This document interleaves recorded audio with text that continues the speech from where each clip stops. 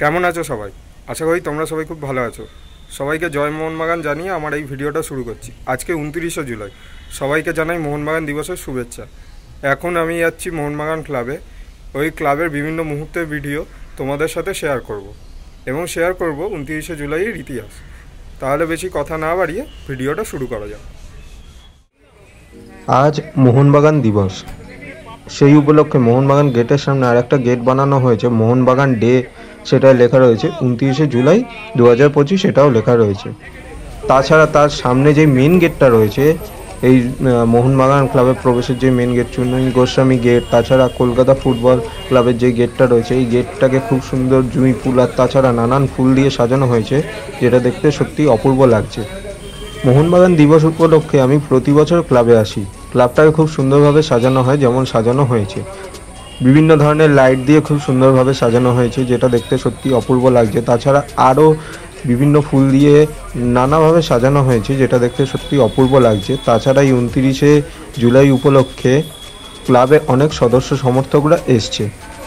এই দিন বিভিন্ন অনুষ্ঠান হয়ে থাকে, অপূর্ব লাগছে এই ক্লাবটাকে। তাহলে চলুন এইবার ইতিহাসে প্রবেশ করা যাক। 29শে জুলাই কেন মোহনবাগান দিবস হিসাবে পালন করা হয়, সেই ইতিহাসটা এইবার জেনে নিই। ইতিহাসের পাতা থেকে জানা যায় যে আমাদের প্রিয় মোহনবাগান ক্লাব 1909 সালে শিল্ডে অংশগ্রহণ করার সুযোগ পায়, আর তৃতীয় বছর অর্থাৎ 1911 সালে ঘটে যায় সেই যুগান্তকারী ঘটনা।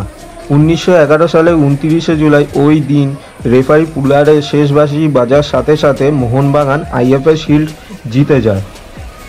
এইবার ফিরে যাওয়া যাক সেই শিল্ড জয়ের আগে লিগ এবং সেমিফাইনাল ম্যাচে মোহনবাগানের স্কোরের দিকে।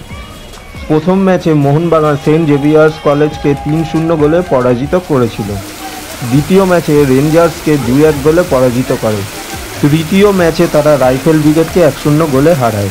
লিগের ম্যাচে তারা সব ম্যাচ অপরাজিত থেকে সেমিফাইনালে পৌঁছায়। সেমিফাইনালের ডাবল লিগের প্রথম ম্যাচে মিডলসেক্সকে 1-1 গোলে ড্র এবং দ্বিতীয় ম্যাচে 3-0 গোলে হারিয়ে তারা ফাইনালে মুখোমুখি হয় ইস্ট ইয়র্কশায়ার রেজিমেন্টের বিরুদ্ধে।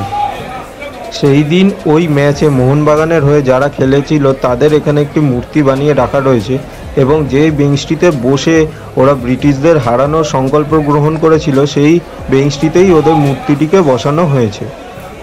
এই 11 জন বীর যোদ্ধাদের নাম হলো হীরালাল মুখোপাধ্যায়, ভূতি শুকুল, সুধীর চট্টোপাধ্যায়, মনমোহন মুখোপাধ্যায়, রাজেন সেনগুপ্ত, নীলমাধব ভট্টাচার্য, যতীন রায়, হাবুল সরকার, অভিলাষ ঘোষ, বিজয় দাস ভাদুড়ী ও শিবদাস ভাদুড়ী।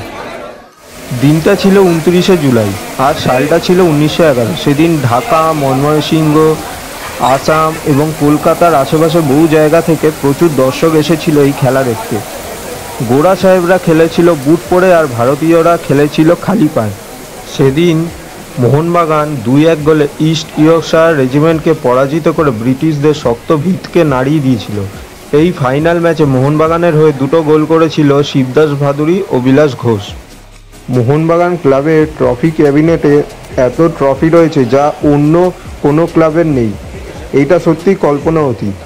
মোহনবাগান খেলে ট্রফি জেতার জন্য, আর ট্রফি জিতেই মোহনবাগান বাড়ি ফেরে।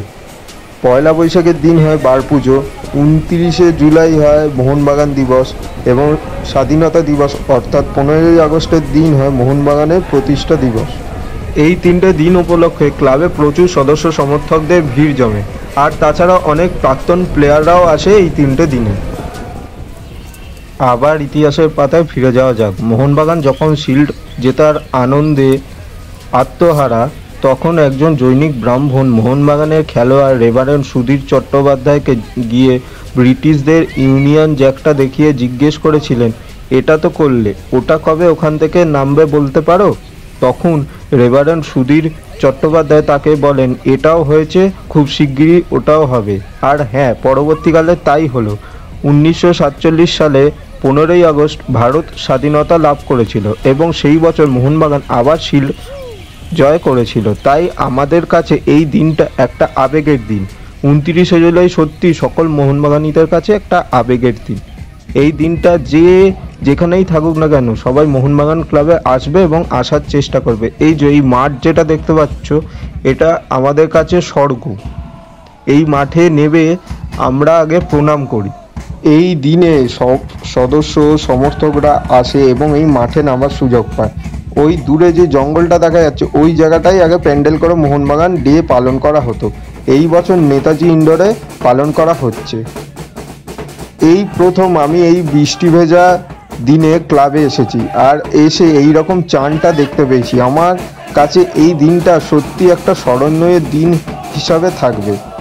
এই জিনিসটা আমার দারুণ লেগেছে।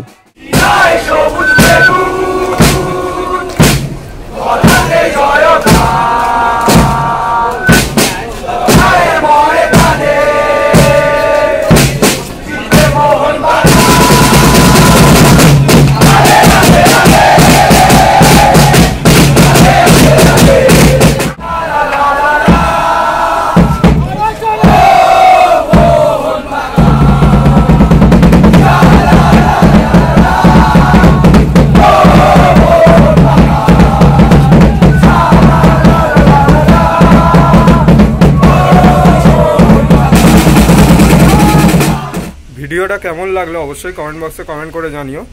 দেখা হচ্ছে পরবর্তী কোনো ব্লগে। ভালো থেকো সবাই।